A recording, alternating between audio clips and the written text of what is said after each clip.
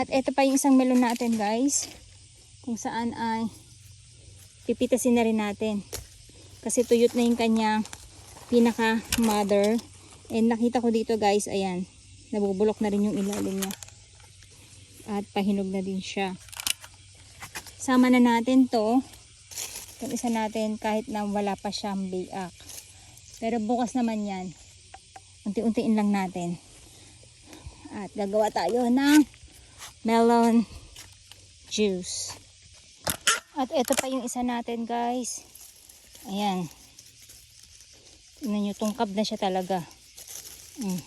Palatandaan na hinog na daw ay madali nang tungkabin. Ayan. Parang gusto ko na rin itong buhanin eh. Kasi nangingitim na siya. Ayan oh. At tungkapin na natin dito. Ayan. Yun ang palatandaan na hinog na. Madali na daw tungkabin. Okay. Ito naman yung ating, ay naku, muntik siyang malamog. Oh. Ayan, basa dito sa ilalim. Ito naman yung ating, anong variety ba to? Mamaya, mango melon. And guys, hello, good morning guys! For today's video tayo ay magbubukas ng ating honey melon. Ito yung ating na-harvest dun sa ating farm kung saan pinakita ko sa inyo na para siyang itlog ng dinosaur guys. Ayan, dilaw siya na malaking malaki at meron siyang mga bitak din. And titikman natin guys kung ano ang lasa niya at kung pareho din ba siya nung mga normal na melon na nakikita natin sa Pilipinas. Ito ay honey melon variety guys. Tatandaan nyo yan. At ganyan siya kalaki. Mas lumalaki pa yung iba dito. Ito medyo maliit pa to actually. Meron ako nakita nito dito sa may tindahan dito malapit sa amin na supermarket na mas malaki pa dito. So ayan na guys, bubuksan na natin. Ayan guys, excited na ba kayo? Actually, binatulog ko na muna siya ng 4 days yata, no? So sa pagpapatulog natin ng 4 days, ayan, nabulok na yung kanyang ilalim at hindi na natin napansin kasi sa sobrang nga natin busy. So ang gagawin natin, natatanggalin na lang muna natin siya, yung part na yan. Ang bango din ang amoy niya guys.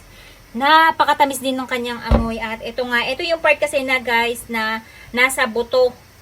Kaya yan yung unang madadamage. Ayan, at ang kulay niya ay kulay puti. Sa bango guys, mas mabango pa rin yung canary.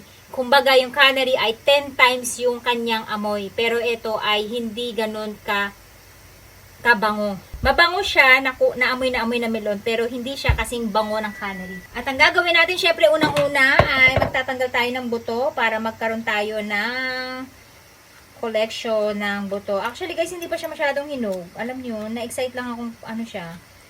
Kasi hindi pa siya masyadong malambot. Yung binigay ko sa kapatid ko, lalo na yun kasi medyo bubot pa talaga yun. Minadali ko lang dahil para maisabay kong i-deliver sa kanya. Kaya malamang pati yung binigay ko sa kapitbahay ay bubot pa. Tsaka hindi ako madalas kasi magdilig guys. Every other day, every 3 days ako magdilig. Kaya siguro kulang sila sa tubig. Usually kapag nagtanim kayo ng melon ng ganito, dapat ay every day kayo nagdidilig. Lalo na kung walang balot ng plastic ang inyong lupa. Mas mabilis silang matuyot. Pagka ganitong melon, kailangan nila ng madalas na tubig. Kasi para ina-absorb ng ating mga melon.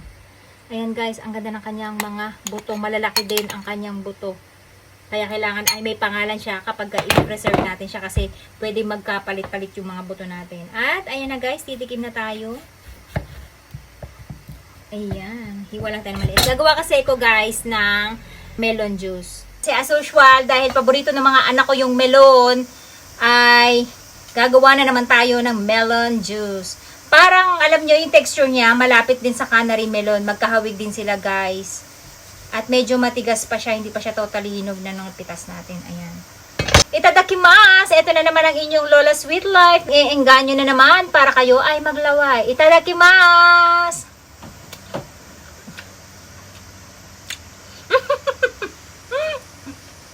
Ang tamis ba? Ang ka din. I-join mo ako. Para sabihin nila hindi ako sinungaling. Kung gaano katamis. Yellow. Ano siya yung... Ang pangalan niya, Hami. Masarap, tsaka hindi siya yung lamog. Malutong. Tarakimasu. Sabi mo sa kanya. Tarakimasu.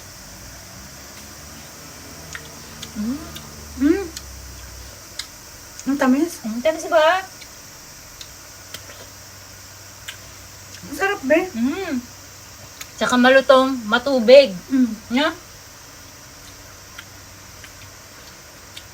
Hindi pala siya, guys, na katulad ng canary na medyo pag kinagat Ang tamis. nyo, natutunaw sa bibig. Ito hindi. Pero kumakain ng peach na medyo hilaw, no? Pero yung aroma niya, guys, Parang may asukal. no?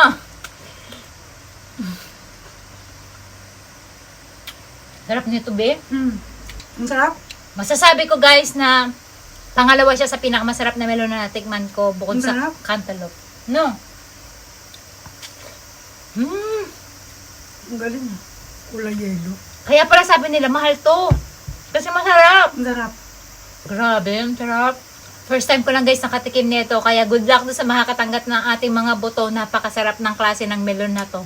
Ang sarap. Hindi kayo lugi. Sarap, no? Hindi ko mahilig sa pruta. Mahilig. Pero ang sarap na to. Daw nabili ito, mahal to eh. Mahal kasi to, guys. Melon. At ang nakakatawa Masarap. dito, guys, manipis ang balat. Even yung balat, yan, yung puting part, makakain nyo. Pero ang sarap. Gawin pa ba natin juice o papakin natin ng ganyan? Pero masarap din siyang gawin juice, no? Kasi yung mga anak ko, guys, paborito na nila ngayon yung Yung kahapon ang sarap na melon juice. So yan, guys, gagawa tayo ulit ng melon juice. Kaya meron tayong handa na ito. Nagre-request ng melon juice yung aking anak at yung aking kaibigan. Kasi talagang pinakamasarap sa melon, guys. Gawin talaga siyang juice kasi refreshing. Lalo na pag ganitong mainit. Kaya pag may bisita, yan ang pinaka-the best na ihain yung melon. Ang gagawin nating juice ay ito lang kalahati na pinagkainan natin. Kasi sayang, magugustuhan ni Aka rin kainin yan tsaka ni Win ng hilaw. Ay, ng as is. So, ito yung ginagawa ko, guys. Hindi na tayo kailangan gumawa pa ng, bumili sa Pilipinas ng pangkayod. The best to. Pinakamabilis na paraan. Ayan. Kasi yung lasa talaga lalabas. Makakatasan talaga siyang maigi.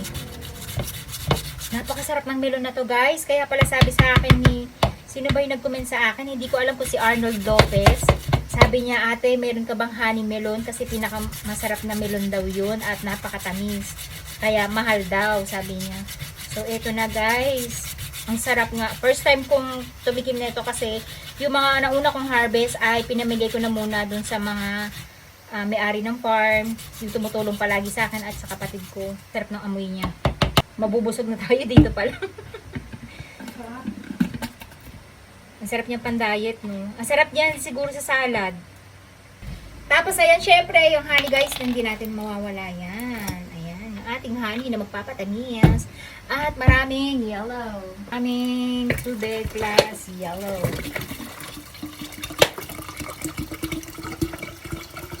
And then, yung pinagano natin ng buto, guys, kakatasin din natin kasi nandito talaga yung katas. Ayan. Ayan. Okay. Saka natin pisilin. Juice. Yung aroma nun matapang. Parang sobrang nang hinog yun eh, pero ang sarap pa rin, no? Yung kahapon, yung dilaw na dilaw, ibang variety naman yun. Yung aroma nun, napakasarap naman, napakahinog na hinog. And guys, haluan natin ng yellow.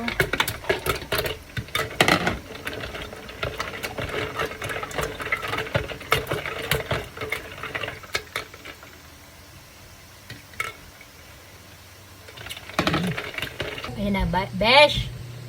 Yung ating melon juice, napakasarap.